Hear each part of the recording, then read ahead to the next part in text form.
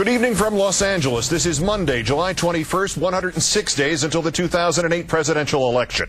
There is no mistaking now that Iraqi Prime Minister al-Maliki meant every word when he backed Senator Barack Obama's plan for withdrawing U.S. troops from that country within 16 months of his taking office. Our fifth story in the countdown, despite the White House's attempt to make it seem as if al-Maliki had A, been misinterpreted, and or B, had reconsidered his position, perhaps under some pressure to do so. Those efforts nullified today when, after a meeting with Senator Obama in Baghdad, al-Maliki's spokesman telling reporters in English that all American troops should be out of Iraq by the end of 2010. The leader of the purportedly sovereign nation and the presumptive Democratic nominee sitting down this morning in Baghdad, where apparently the Illinois Democrats' troop withdrawal plan did not come up in their conversation. But after the meeting, Senator Obama deeming their talk, quote, constructive. The Prime Minister's spokesman giving reporters an end date for when he would like to see American troops come home. We are not talking about the timetable which is being used for the election. We are talking on a real timetable which Iraqis set.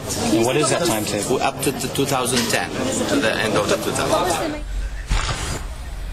The Sunni vice president of Iraq, meanwhile, expressing a similar position today after his meeting with Senator Obama in Baghdad. I'll be happy if I reach an agreement to say, for instance, the 31st of December 2010 will be the last time whereby the last American unit leaving Iraq. I'll be happy for that.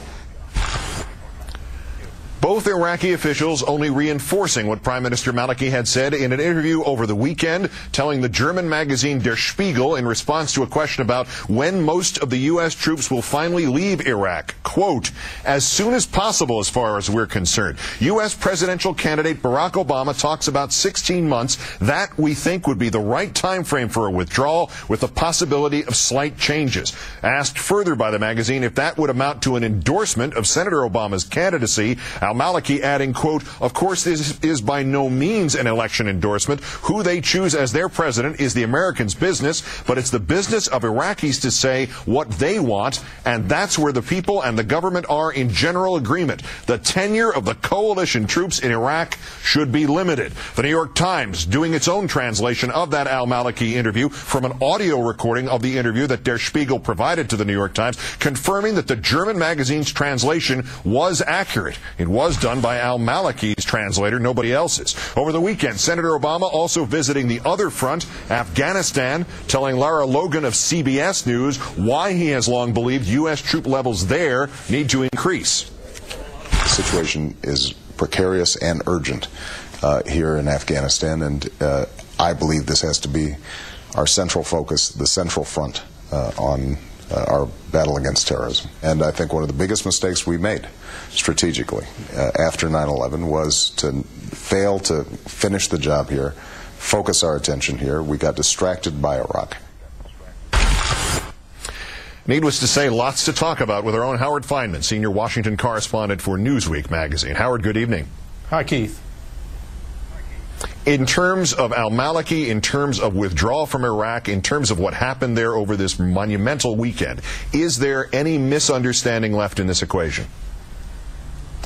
Well, I don't think there's much, at least politically. What Barack Obama is doing on this trip, what's happening in the Middle East region now, is Barack Obama's attempt to play the presidential contest out on John McCain's territory. John McCain's supposed to be the expert on foreign policy and defense in that region of the world. Barack Obama is coming off like the guy who can see over the horizon, can use his own internal radar. Obama's the one who was saying more than a year ago that Afghanistan was the place to watch, that it was the central place in the war on terror, and it was Obama who was pushing the timetable for withdrawal. Now both of those seem to be kind of conventional wisdom in many ways, backed up to some extent by the very people on the ground Obama's talking to. But of course, it's not, no longer is his plan for withdrawal relevant. How important is the detail in this that Obama did not even raise his troop withdrawal plans during his meeting with al-Maliki and Vice President al-Hashmi today? I mean, any talk about the timetables, the year 2010, that came afterwards from Iraqi officials. They're the ones driving this bus now. Well, I'm talking to some foreign policy people around here this afternoon. They say that's crucial because it's what the Iraqis want that makes Obama's plan seem both credible and politically saleable. If it were just something he was trying to push down their throats, put on the table for them to have to deal with, it would be a different matter. And John McCain could argue that Obama was ignoring both the political and military realities on the ground. But if it's the Iraqi government that we have helped stand up and that we support, who is saying that it's going to be time for us to go pretty soon, then those are strong words that we have to listen to. Not follow necessarily step by step, but that we have to listen to. So it was very smart of Obama not to bring it up himself. And Howard, earlier this month, when the Prime Minister said the U.S. should either agree to pull out of Iraq or agree to a timetable for pulling out, the Bush administration came back and suggested, well, you know what, he might have been misquoted, he might have been mistranslated, it sounds eerily familiar. And then this afternoon, Bill Plant of CBS was the pool reporter. He asked President Bush a question about al-Maliki's most recent remarks about troop withdrawal, and President Bush just ignored the question. At this point, is that the best that the White House can hope for, that somehow this issue, basically the Iraqis saying, we do want you to get out, and here's by when, and by the way, it happens to coincide with what Obama is saying, is the best the White House has on this now, hoping this problem will go away and be ignored into irrelevance? Well, they don't have much choice at this point. They don't want to get in an open fight with the government they support in Iraq. And talking to the McCain people, I think there's some frustration. They believe that no good deed goes unpunished. Their point of view is that it was John McCain who pushed the surge when Obama opposed it.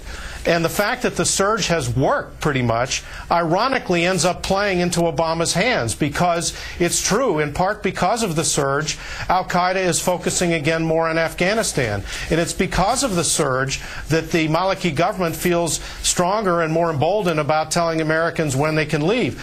But that doesn't help John McCain politically. Ironically, his supporting of the surge earlier, and he keeps pounding the table about it, actually has played politically and diplomatically into Barack Obama's hands. Extraordinary set of developments. Howard Fineman of Newsweek and MSNBC. As always, Howard, great thanks. Thank you, Keith.